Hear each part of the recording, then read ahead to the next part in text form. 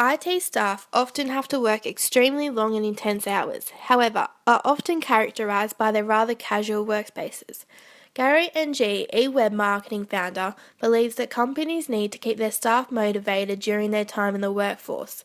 This can be done by doing activities that mix competition with fun, such as go-karting competitions and gaming nights, as everyone wants to work in an organisation that looks great, has a sense of fun, as well as being part of a company that goes out of their way to look after their staff.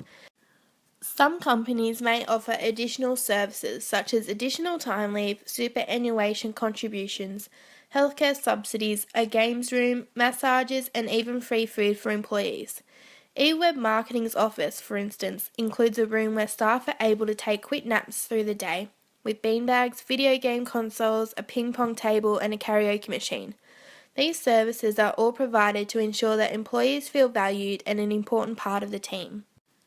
eWeb Marketing also offers their employees around 200 hours of training every year, as it is essential for IT companies to recruit, select, develop and retain the best employees possible that suit the work in the industry. Therefore, having highly trained staff is a key factor in creating and maintaining competitive advantage over other businesses in the sector. There are many motivational fads being led by these top organisations in the IT industry. The problem is, different rewards motivate different types of employees. Does one size fit all? The reward methods displayed from these IT companies cannot work for every organisation for a few reasons. Number 1, funding. Most companies do not have the large profits or investments in which Google, eWeb Marketing, NetApp Australia and Juniper Networks do. These luxuries come from multi-million-dollar organisations and put unrealistic views on what motivating and rewarding companies look like. Number 2, if the funds were available, would the workplace be mature and focused enough to cope with the enormity of change in the environment? Most would not. Number 3, looking after your employees as a team and rewarding individuals for their hard work can sometimes be two separate things. Offering relatively informal workspaces, providing healthcare subsidies, additional time for leave, games rooms, massages and free food sounds like the dream, but may just become a management issue in the long run. I find employees would struggle to stay motivated enough to continuously improve their performance, especially when there is no reinforced motivation available to keep them driven. Number 4, telecommuting does not work for everyone. Parents may struggle with the frequent transition between role of a parent and role of a professional at home.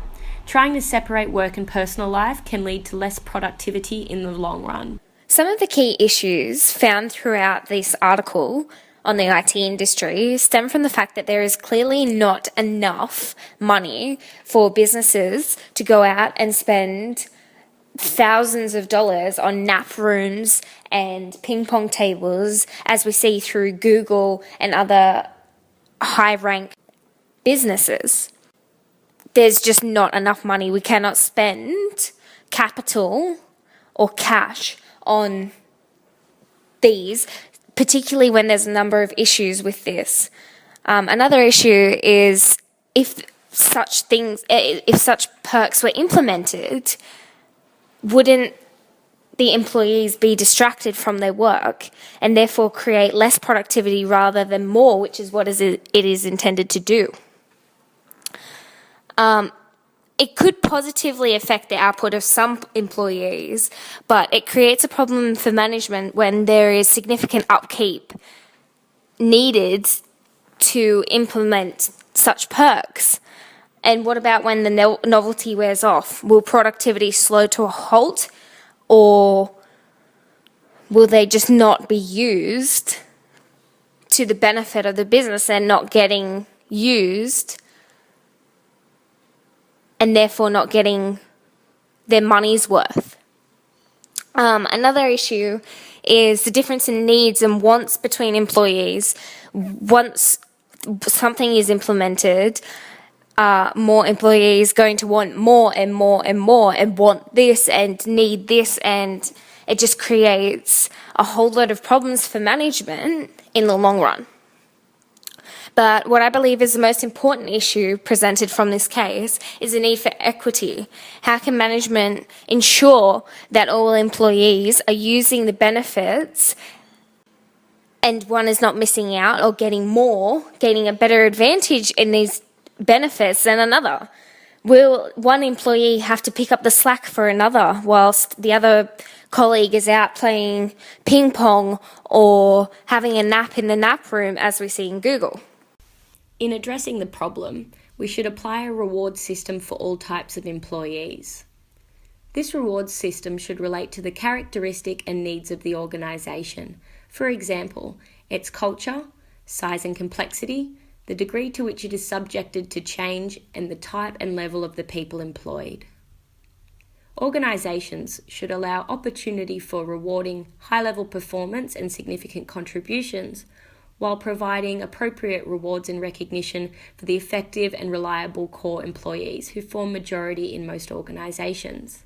In other words, providing specific reward systems for different levels of achievement in the workplace. Clarifying pay opportunities, development pathways, and career ladders to employees in the early stages will help with motivation to achieve more in what they do every day to obtain the end reward. If management could help to ensure that consistent decisions are made on pay in relation to job size, contribution, skill and competence, this will assist in keeping the merit pay remuneration system from falling apart in the long run. When addressing the funds of a business, there are non-monetary rewards that organisations can give to their employees to help them stay motivated. For example, Employee of the Month, donated gift vouchers from local businesses, and even just a verbal recognition from the boss to say thank you for all your hard work. The IT industry faces long hours and high stress, forcing companies such as Google to come up with innovative ways to keep employee retention and morale high. However, some of the ways that these companies have come up with to solve these problems have caused additional problems such as high cost, increased potential for distraction, and issues of employee equity. We have identified solving these three issues as our sub-objectives to enable us to complete our overarching objective of reducing the stress that IT employees face. The business has identified areas that need improving, and the following strategies have been put in place to resolve these issues. Increase the motivational awareness through emphasizing development pathways, pay opportunities, and career ladders. Implement a 4-week, 3-month, and yearly employee appraisal outlining performance areas that could be improved and praising areas that have been excelled. Increase use of non-monetary rewards, for example, industry-accepted certificates of recognition. Devote enough resources to ensuring employees get adequate sleep and exercise. This could be in the form of enhanced wellness programs, including financial assistance for sleep-related issues with connections to sleep clinics, and exercise stay active initiatives. Source adequate funds to install the leisure area or nap rooms within the workplace. The business should also consider recruiting the use of a specialist to monitor the equality of rewards throughout the workplace, ensuring all employees are receiving adequate benefits. Implementing these strategies should see the business's workforce become more motivated than ever before.